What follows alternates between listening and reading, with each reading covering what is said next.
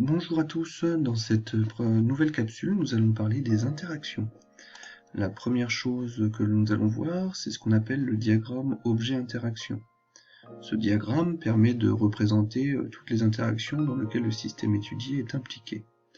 Les objets écrits dans des cercles ou des ovales, les actions sont représentées par des doubles flèches. Une double flèche pleine quand il s'agit d'une action de contact, c'est-à-dire une action où il va y avoir contact entre le système et l'élément qui implique l'action. Une action à distance, quant à elle, se représente par une flèche en pointillé. Une action à distance, c'est donc une action qui n'a pas besoin de contact, par exemple l'attraction de la Terre sur la Lune. Prenons un exemple de diagramme objet-interaction. Notre système d'étude est le ballon. Il est en interaction avec le pied, le sol, ainsi que la Terre. L'interaction avec le pied est une interaction de contact, puisqu'il faut qu'il y ait un contact entre le pied et le ballon pour que l'action puisse s'exercer. Il en est de même avec le sol, il y a un contact entre le ballon et le sol.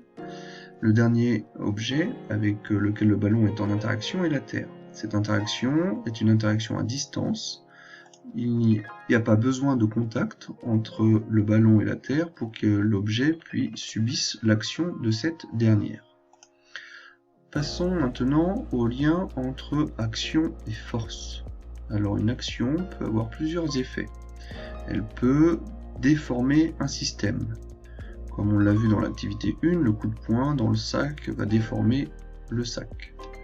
Elle peut également mettre en mouvement un système qui était à la base immobile. Une maman qui pousse sa fille sur la balançoire va la mettre en mouvement.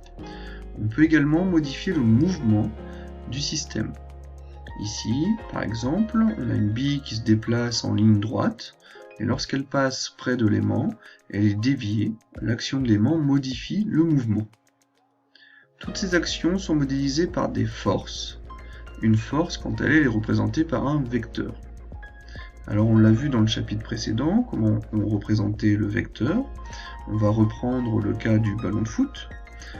Il faut donc un point d'application. Le point d'application, ça va être, on va modéliser le ballon par un point, une croix rouge. Donc ça sera notre point d'application. Donc à partir de ce point d'application, toutes les forces vont partir de ce point. Il faut ensuite une direction, une droite d'action, ici en bleu. La droite d'action, elle peut être généralement horizontale, verticale ou oblique ou diagonale. Donc ici, on dira qu'elle sera oblique. Ensuite, on va définir le sens de cette force. Donc le sens, ça peut être vers le haut, vers le bas, à droite, à gauche. Donc ici, ce sera plutôt vers le haut. Et enfin, il y a donc la norme de ce vecteur, c'est-à-dire la norme va dépendre de l'intensité de la force, donc de sa valeur, et la valeur s'exprime en newton. Et la représentation va également dépendre de l'échelle que l'on aura choisie. Si on revient sur notre exemple, si on prend une force du pied sur le ballon qui est de l'ordre de 1500 newtons, et qu'on a une échelle qui fait 1 cm pour 500 newtons, on va se retrouver avec un vecteur qui va faire 3 cm sur notre feuille. Et la force exercée par le pied sur le ballon est représentée ici par la flèche jaune. Vous remarquerez que pour noter la force, on met un F majuscule avec une flèche au-dessus, et on indique en bas l'action du donneur sur le receveur. Donc ici, l'action du pied sur le ballon. Alors maintenant, on va continuer avec le principe des actions réciproques.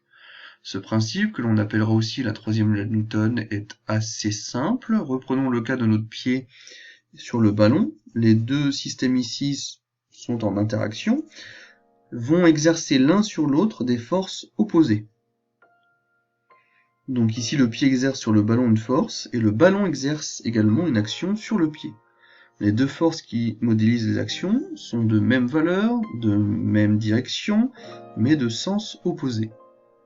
On a donc égalité vectorielle, la force du ballon sur le pied est égale à moins la force du pied sur le ballon. Ce moins indique que les deux vecteurs sont de sens opposé. Voilà, vous savez maintenant ce qu'est une interaction et comment on représente une interaction par des vecteurs force. À bientôt.